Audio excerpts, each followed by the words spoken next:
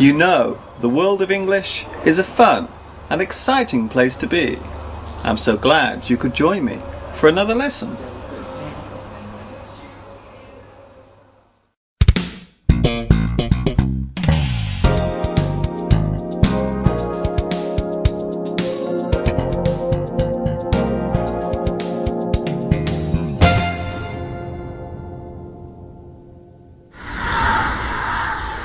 Hi everybody, this is Mr Duncan in England. How are you today? Are you okay? I hope so. Are you happy? I hope so. Did you miss me? No, we didn't. Oh, that's not very nice. In this lesson, we will take a look at the process of asking and answering questions.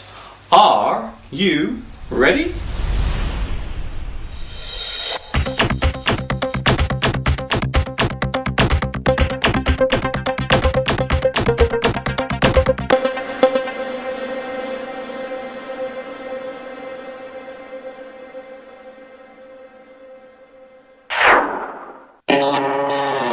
A question is a sentence that generally needs a reply. When we ask a question, it means that we are trying to find out more about something and we need extra information. Sometimes we ask a question because we want to expand our knowledge of a particular subject. Sometimes we put forward a question because we need a decision about something or an answer to a difficult situation. Asking a question. There are many words related to asking questions, such as conundrum, difficulty, poser, predicament, problem, puzzle, quandary, query, request, riddle, and teaser.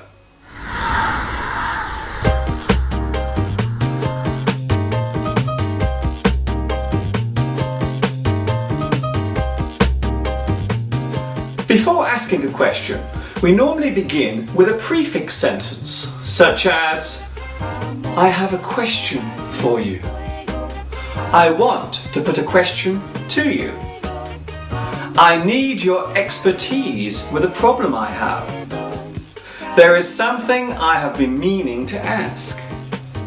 Do you mind if I ask you a question? Could I pick your brains? Would it be okay for you to answer a question?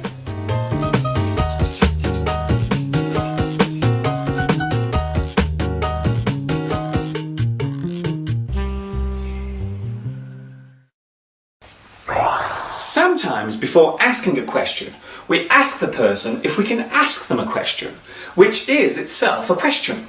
So the first question is about whether or not I can ask a question. Well, you get the general idea.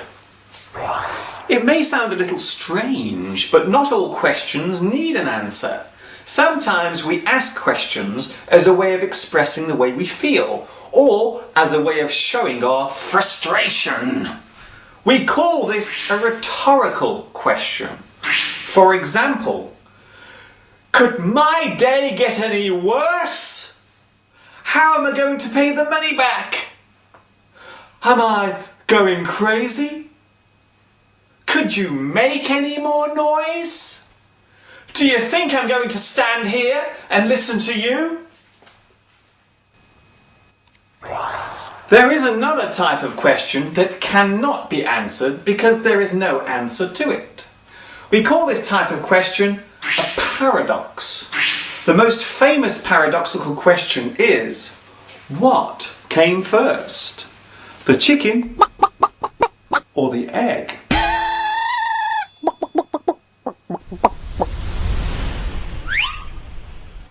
Answering a question. There are many words connected to giving an answer to a question, such as comeback, counter, react, reply, response, retort, and solution. You are such a beautiful plant. Yes, you are. Fortunately, answering a question is not so complicated or difficult to do. You only have two choices when responding. You either know the answer or you don't. If you don't know the answer, you simply say, I don't know.